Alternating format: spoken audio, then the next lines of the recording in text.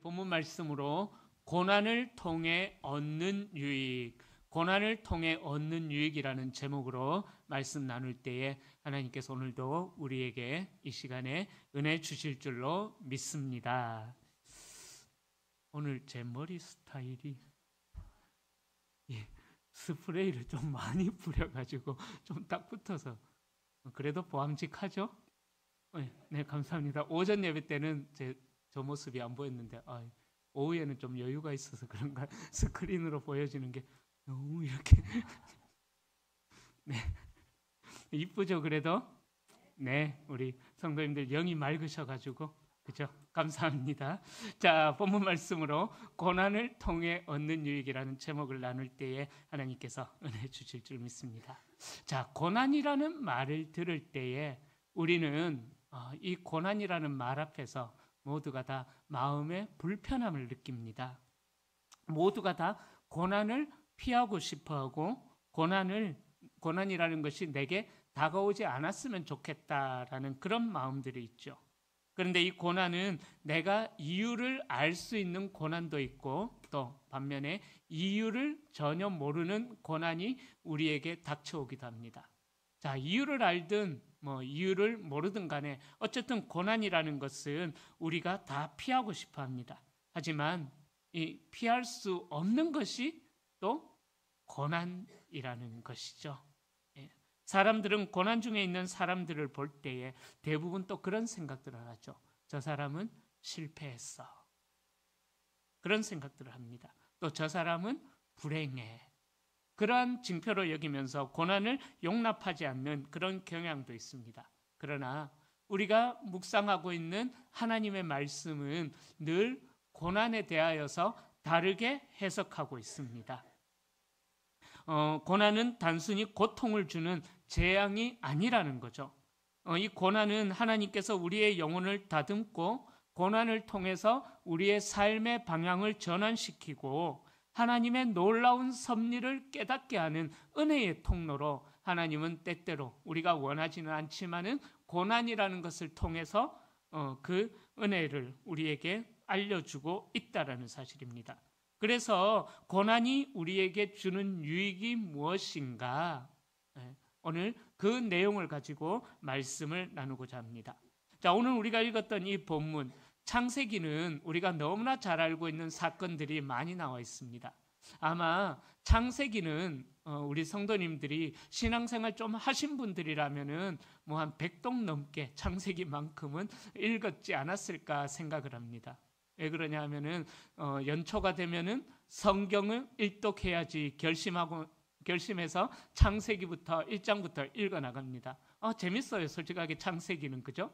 마치 소설책을 읽는 것과 같은 그런 재밌는 사건들이 많이 있기 때문에 부지런히 읽어갑니다. 그러나 출애굽기 20장쯤 가면서부터 나오는 십계명 이야기부터 우리의 마음이 닫혀지기 시작하고 레위기쯤 1장에 나오는 그 번뇌의 이야기를 들어가면서 우리 마음속에 막 번뇌가 생기면서 이걸 계속 읽어 말어 고난 속에 막 빠지게 되다가 이제 3장쯤 가면은 속죄제 이야기 나오면서 회개해야지 하면서 다시 또 성경을 읽다가 결국 이제 4장에 가면은 화목제 이야기 하면서 에라 모르겠다. 성경 읽는 거 모르겠고 우리끼리 신나게 잘 놀아보자 하면서 하여튼 자, 이 창세기는 우리가 신앙생활 좀 하신 분들은 정말 많이 읽었던 내용이기 때문에 잘 알고 있는 그런 내용입니다.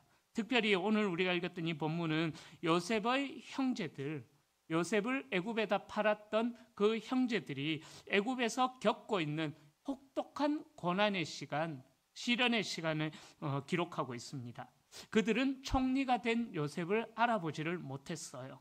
그리고 요셉이 설계한 영적인 시험에 걸려 들어가지고 이 형들은 극한의 위기에 빠지게 됩니다. 하지만 이 형제들의 고난 속에서 그들의 영혼은 마침내 20여 년 동안 굳게 닫혀져 있던 회개의 문이 열려지게 되었다라는 거예요. 우리는 오늘 본문에 나오는 이 드라마틱한 사건을 보면서 고난이 우리에게 가져다주는 놀라운 영적인 유익이 무엇인가를 우리는 외우게 됩니다. 자, 첫 번째로요. 고난은 우리의 죄를 깨닫게 하고 진정한 회개에 이르는 유익을 가져다 준다라는 사실입니다. 자, 고난이 주는 첫 번째 유익이 바로 자기를 돌아보는 자기 성찰의 은혜가 있다라는 거예요. 그리고 죄의 고백이라는 귀한 열매가 맺혀집니다. 왜 그럴까요? 자, 오늘 본문에서 보면은 요셉의 형제들은 애굽 총리인 자기 동생, 전혀 알아보지 못했죠. 자기 동생 요셉에게 곡식을, 애굽의 대흉년이 들어가지고 곡식을 얻으러 이제 요셉에게 나아갑니다. 그런데 요셉이 이 형제들이 정말 변화가 되어졌느냐 안 되어졌느냐 시험을 하게 되죠. 그래서 요셉은 자기의 형들을 정탐꾼이다, 우리 땅을 정탐하러 온 자들이다라고 생각하면서 이 형제들을 옥에다가 가두어 버립니다. 요셉을 애굽의 상인들에게 팔아 넘긴 지가 무려 오늘 본문에는 20여 년이 지난 후였어요. 오늘 본문 사건은. 그러다 보니까는 형제들도 요셉을 알아볼 수가 없었습니다. 또 당시 애굽에서는 남자들도 화장을 하는 그런 문화가 있었거든요. 눈매도 이제 그 위험을 드러내기 위하여서 역사 기록에 보면은 눈매도 이렇게 매섭게 이렇게 아이섀도우라고 하나요? 하여튼 뭐 그런 것도 그리기도 하고 또 하여튼 그런 뭐 변장에 가까운 화장을 한다고도 합니다. 그러다 보니까는 형제들이 요셉과 헤어진 지 무려 20여 년이 되었기 때문에 알아볼 수가 없었던 것이죠. 그리고 자기들이 상인들에게 팔았던 동생이 애굽의 총리가 되었다라는 것은 상상도 할 수가 없었을 것입니다. 자, 그런 상황에서 형제들은 이제 감옥에 갇혀 있는 거예요. 그런데 감옥에 그냥 갇힌 것이 아니라 간첩으로, 요즘 말로 이야기하자면은 간첩으로 취급을 받았기 때문에 목숨의 위협까지 받는 그러한 극한의 상황에 이들은 놓여지게 되어졌다라는 것입니다. 자, 이 극한의 압박 속에서, 고난이라는 고통 속에서 그들의 영혼은 마침내 잠들어 있던 양심의 소리에 귀를 기울이는 거예요. 자, 그래서 그들이 주고받았던 대화가 21절에 기록이 되어져 있습니다. 21절에 보면은 그들이 서로 말하되 우리가 아우의 일로 말미암아 범죄하였도다.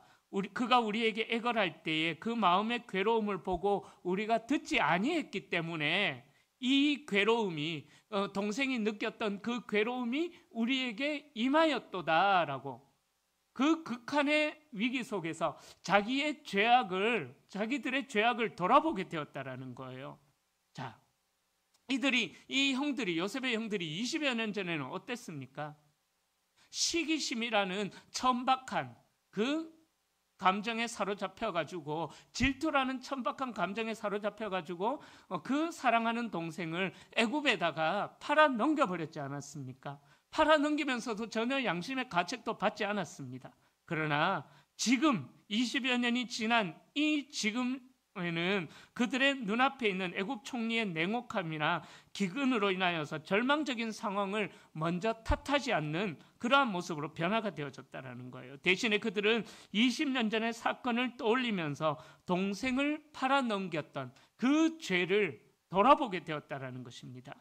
그들이 지금 느끼는 마음의 괴로움과 두려움이 과거의 요셉이 동생이 살려달라고 애걸복걸할 때 느꼈던 그 마음의 괴로움이 자기들에게 임했다라는 거죠. 그렇게 요셉의 형들이 처했던 고난은 그들에게 죄의 보응이라는 그 거울이 되어서 비춰주었던 것입니다. 다윗도 역시 그러했습니다. 우리아의 아내 바세바와의 죄를 범한 후에 나단 선지자가 다윗에게 책망을 합니다. 그때 다윗은 나단의 책망을 거울 삼아서 자기의 죄악을 돌아보면서 하나님 앞에 침상이 눈물로 뜰 정도로 회개를 하는 그런 사건이 일어납니다. 바로 나단 선지자의 책망에 이어서 또 바세바와에 낳았던 아이가 일주일 만에 죽게 되는 그 고난 속에서 다윗은 비로소 진정한 회개에 이르게 된 것입니다. 그래서 시편 51편에서 보면은 하나님께서 구하시는 제사는 상한 심령이라, 하나님이여 상하고 통회하는 마음을 주께서 멸하지 아니하시리라, 멸시하지 않을 것이다라고 그렇게 고백했던 것입니다. 여러분, 우리도 마찬가지입니다. 우리의 평온한 일상 속에서는 우리의 죄악이 우리의 눈에 보여지지 않는 것입니다. 희미하게만 보일 뿐입니다. 그래서 우리는 죄에 대하여서 무감각해지고 또 자신을 합리화하면서 외면하는 그런 일들이 일어나는 것이죠. 그러다 보니까는 시간이 지나면은 이 죄가 사라질 것이다라는 그러한 착각 속에 우리가 회개하지 않았음에도 불구하고 시간만 지나면은 이 죄가 무마될 것이다라는 착각 속에서 우리는 때로는 살아가고 있다라는 것입니다. 그러나 우리가 경험하는 고난은 우리를 멈춰 세우고 우리의 영혼을 해부하여서 숨겨진 죄의 근원을 드러내는 날카로운 칼의 역할을 우리가 당하는 고난이 그런 역할을 한다라는 사실입니다. 그러기에 우리가 겪게 되는 이 고난은 우리를 회개의 자리로 인도하는 중요한 교사가 되는 것입니다. 고난은 우리로 하여금 겸손하게 만들고 우리 인간이 얼마나 나약한 존재인지 깨닫게 하면서 또 더 나아가서 이렇게 나약함이 있기에 하나님만을 의존할 수밖에 없는 그러한 나약한 인간이다라는 사실을 고난이 우리로 하여금 깨닫게 한다라는 것입니다. 그런 의미에서 진정한 회개라는 것은요, 고난을 통해서 더 단련될 수가 있고 그런 회개야말로 고난이 우리에게 가져다주는 또 다른 유익이 되어진다라는 사실입니다. 사랑하는 성도님들, 혹시나 지금 겪고 있는 건강의 어려움이나 물질의 어려움, 또 여러 가지 어려움들로 인하여서 여러분들의 삶에 고난과 시련이 있다면은요, 우리는 그 환경을 원망하기 전에 나 자신의 삶부터 하나님 앞에서 먼저 돌아볼 수 있기를 바랍니다. 물론 우리에게 주어진 고난이 다 100% 우리의 죄로 인하여서 일어났다라고 이야기하는 것은 절대로 아닙니다. 하나님께서는 우리를 더 하나님의 사람으로 세워나가기 위하여서 고난이라는 것을 사용하시기 때문에 우리의 죄와 상관없이 우리가 결백함에도 불구하고 욥처럼 고난이 우리에게 일어날 수도 있는 것입니다. 그러기에 우리가 겪는 어려움을 통해서 우리가 원망하기 전에 우리의 내면을 먼저 또 그 고난을 통해서 하나님께서 우리에게 말씀하시고자 하시는 뜻이 무엇인가, 그 뜻을 발견하려고 하는 자리로까지 우리는 나아가야만 하는 것입니다.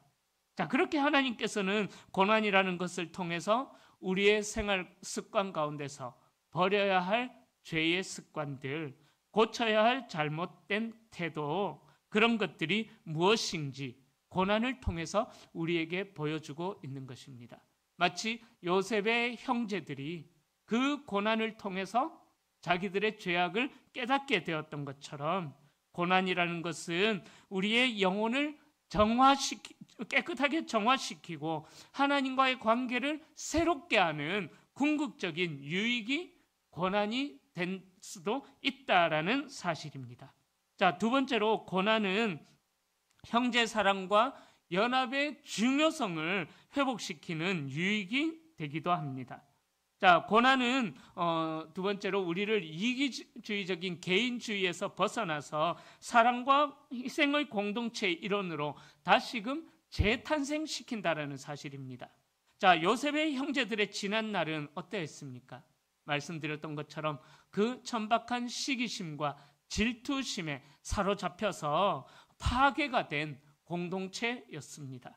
그들은 요셉을 팔아넘김으로써 아버지 야곱의 슬픔도 외면해 버렸고요, 형제 간의 연합도 깨뜨려 버렸습니다. 그들의 관심사는 오직 자신들의 유익과 자신들의 편의에 국한되어져 버렸습니다. 그러나 오늘 본문에 요셉이 계획한 이 시험, 형들을 시험하는 이 테스트는요, 그들을 강제로 가족이라는 울타리로 모아주었다라는 것입니다. 19절과 20절을 보면은 요셉은 시몬을 볼모로 잡고 막내 베냐민을 데려와야지만 나머지 형제들이 무죄하다라는 것을 증명하고 생명을 건질 수 있다라는 조건을 그렇게 제시했습니다. 이 조건은 단순히 형들이 곡식을 얻는 문제를 넘어서서 그들에게 가족 구성원 전체의 책임을 강조했던 것입니다. 베냐민을 데려오지 않으면 시므온을 포함하여서 형제들과 그들의 모든 식구가 당시 애굽의 대흉년으로 인하여서 기근으로 인하여서 죽게 되었다라는 것이죠. 그들은 이제 그래서 개인의 안전이 아니라 베냐민을 잃을까 봐 걱정하는 아버지 야곱의 슬픔을 이해하게 되었고, 또 가족 전체의 생존을 함께 공감하는 그러한 공동체로 고난을 통해서 지금 그렇게 정탐꾼으로 오해받아서 감옥에 갇혀있는 현실을 통하여서 개인의 이기적인 마음이 부서지고 공동체적인 책임감을 가지게 되었다라는 사실입니다. 여러분, 우리가 평안할 때는 나 혼자서도 잘 살 수 있다. 나의 신앙은 나만의 것이다라고 생각할 수가 있습니다. 그러나 고난이라는 거대한 파도가 우리를 덮을 때에 우리는 나 혼자서만 살아갈 수가 없다라는 것을 깨닫게 되면서 주변에 도움을 요청하고 그 손을, 주변 사람들의 도움의 손을 붙잡기를, 의지하기를 원합니다. 그러기에 이 고난이라는 것은 우리로 하여금 그리스도의 몸된 지체로서 서로에게는 없어서는 안 되는 필수적인 존재다라는 것을 확인시켜주는 연합의 중요성을 오늘 본문 요셉의 형들이 깨닫게 된 그 사건을 통하여서 우리에게 알려주고 있습니다. 요셉의 시험을 통해서 형제들은 이전과는 달리 이제 시므온을 걱정하는 거예요. 예전에는 어땠습니까? 요셉을 그렇게 팔아넘기기 전에 그 구덩이에 갇히게 해버렸고, 더 나아가서 요셉의 어떻게 되든 상관없는 그렇게 애굽에 팔아넘기는 그러한 모습들이 형제들의 모습 속에 있었지 않습니까? 그러나 이제는 홀로 남게 된 시므온도 걱정하고, 또 막내 동생 베냐민을 데리고 왔을 때에 아버지가 받게 될 그 상처까지도 걱정하게 되고, 그렇게 가족 공동체를 지키려는 필사적인 변화된 모습을 고난을 통해서 보여주고 있다라는 것입니다. 나중에 유다는 창세기 44장에 가면은 유다는 아버지 야곱의 슬픔을 막기 위하여서 베냐민 대신에 내가 종이 되겠습니다라고 요셉에게 요청하는 그러한 변화도 나오지 않습니까?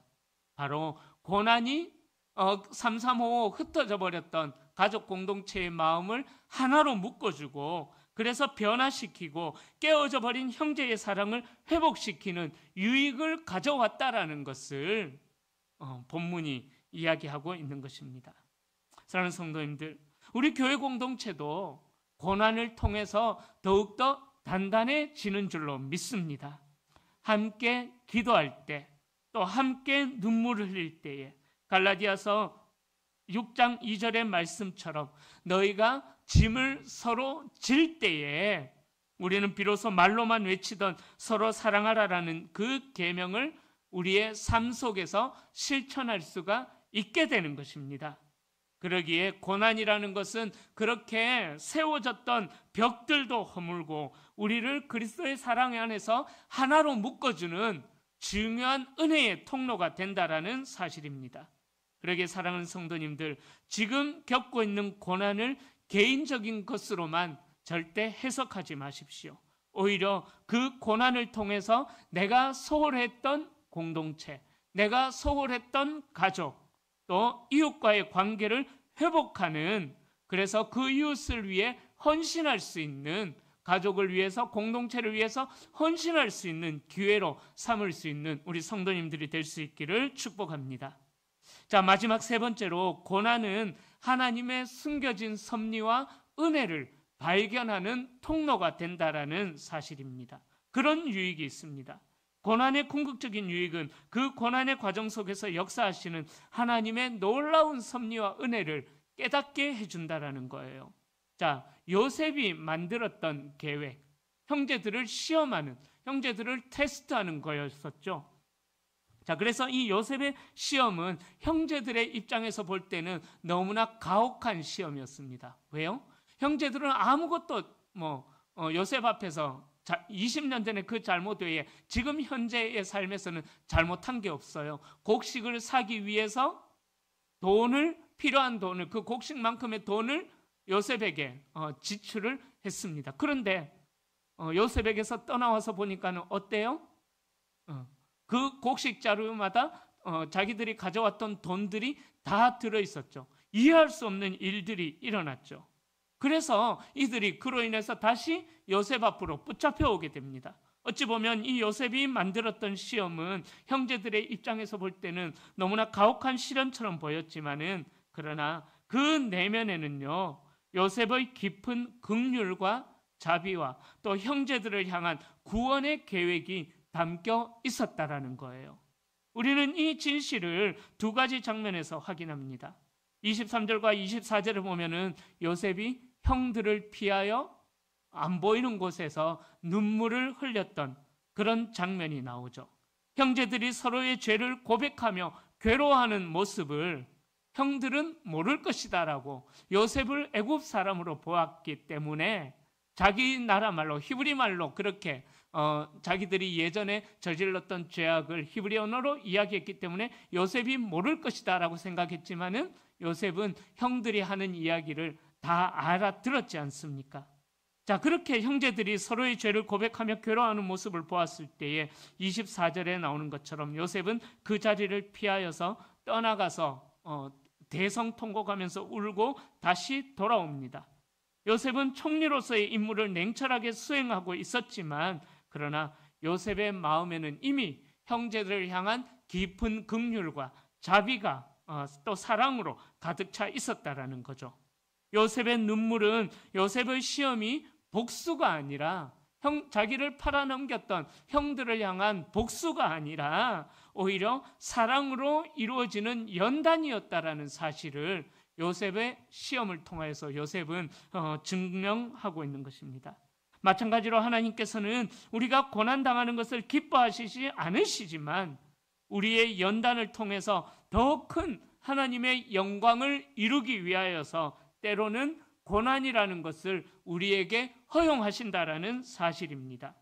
히브리서 12장 6절에서 보면 이렇게 말씀합니다. 주께서 그 사랑하시는 자를 징계하시고 그가 받으시는 아들마다 채찍질 하심이라. 사랑하시는 자를 위하여 징계하시고 또 그가 받으시는 아들마다 채찍질 한다라고 그렇게 분명하게 말씀하고 있습니다. 즉 고난이라는 것은요, 하나님의 사랑을 체험할 수 있는 긍휼의 통로가 된다라는 거예요. 고난이라는 것은 우리를 멸망시키려는 것이 아니라 그 고난을 통하여서 하나님을 닮고 예수 그리스도를 닮아가게 하는 통로가 고난이 된다라는 그 유익을 오늘 본문에서 이야기하고 있는 것입니다. 자, 두 번째로 돌아온 돈을 통해서 요셉의 사랑을, 요셉의 자비를 확인할 수가 있습니다. 자, 고난 속에 감춰진 하나님의 은혜는 25절에서 더욱 분명하게 드러납니다. 요셉은 형제들의 자루에 곡식을 채우게 하고 각자의 돈을 그 자루에 다시 도로 넣게 합니다. 형제들은 무거운 마음으로 시므온을 남겨두고 돌아왔기에 무거운 마음으로 돌아가는 길에 이 돈을 발견하고 두려워합니다. 그러나 이 돌아온 돈은 그들에게 단순한 행운이 아니라 고난의 한복판에 어찌 보면은 하나님이 슬쩍 넣어주신 은혜의 비상금과도 같았다라는 거예요. 자, 이 돈은 대가를 지불했음에도 불구하고 신학적으로 이야기하자면은 거저받은 은혜라고도 표현할 수가 있는 것입니다. 요셉이 준비한 선물이었지만은 이 돈은 하나님의 은혜의 통로가 되었다라는 것입니다. 다시 말씀드리자면 이 돈은 그들이 다음 고난의 여정인 베냐민을 데리고 애굽으로 가는 길을 감당할 수 있도록, 그래서 그들에게 경제적인 부담을 덜어주는 보이지 않는, 요셉을 통하여서 역사하는 보이지 않는 하나님의 자비의 계획이고 준비였다라는 사실입니다. 형제들은 이 돈을 통해서 자신들을 향한 알 수 없는 선한 손길이 역사하고 있다라는 것을 고난을 지나고 있는 그 현실에서는 느끼지 못했지만은, 그러나 나중에 요셉이 자신의 신분을 드러냈을 때에 이 모든 일들이, 지나왔던 이 모든 일들이 하나님이 준비하셨던 은혜의 순간이었구나라는 것을 깨닫게 되었다라는 거죠. 자, 그 시간들을 통해서 이 형제들은, 깨어졌던 형제가 다시금 더 돈독하게 세워지는 그러한 통로로 이 고난의 시간들이 사용이 되어진 것을 그들은 나중에서야 알게 되었던 것입니다. 사랑하는 성도님들, 우리의 고난도 마찬가지입니다. 고난은 솔직하게 말씀드리자면은 우리의 삶을, 우리가 살아가고 있는 현실을 짓누르는 고통이기도 합니다. 그러나 이 고난의 자루 깊은 곳에는요, 이미 하나님의 놀라운 회복의 섭리와 은혜가 숨겨져 있었다라는 거죠. 지금 당장은 우리가 알 수는 없지만은, 그러나 우리가 깨닫지 못하는 그 순간에도 하나님께서는 이 고난을 통하여서 우리가 하나님의 은혜 가운데 살아가고 있다라는 것을 반드시 알게 하신다라는 사실입니다. 그래서 우리가 깨닫지 못하는 순간에도 하나님은 우리가 고난을 이길 힘을 주시고 넘어지지 않도록 붙들어 주시고, 고난이라는 경험을 통해서 다른 이들을 위로하는 상처 입은 치유자로서 우리를 살아가게 하신다라는 사실입니다. 자, 그렇게 고난은 우리를 추상적인 가치에서 벗어나게 하여서 우리를 향한 하나님의 영원한 은혜와 하나님의 영원한 사랑의 섭리를 고난을 통해서 우리는 묵상할 수가 있다라는 사실입니다. 그러기에 우리가 궁극적으로 겪는 모든 고난은 모든 것이 합력하여 선을 이루신다라는 그 하나님의 구속사적인 드라마를 통해서 우리는 고난을 해석해야만 하는 것입니다. 고난 속에서 하나님의 숨겨진 은혜를 발견하는 것이야말로, 다시 말씀드립니다, 고난 속에서 하나님의 숨겨진 은혜를 발견하는 것이야말로 고난이 우리에게 주는 가장 큰 유익이요 축복이 되는 것입니다. 이제 말씀을 정리합니다. 우리는 우리에게 주어진 고난을 통하여서 이 고난을 영광으로 바꾸는 믿음의 태도가 우리에게 필요합니다. 우리는 요셉의 형제들이 겪는 이 시련을 통해서 고난이 가져다주는 유익이 무엇인가 우리는 살펴보았습니다. 고난은 우리를 회개로 이끌어서 우리의 영혼을 정화시키는 역할을 합니다. 그리고 이기적인 삶에서 벗어나서 무너졌던 공동체의 사랑이 회복되어지는 그 역할을 하는 것이고요. 더 나아가서 고난은 궁극적으로 하나님의 섭리와 하나님의 긍휼을 발견하게 하는 통로가 된다라는 사실입니다.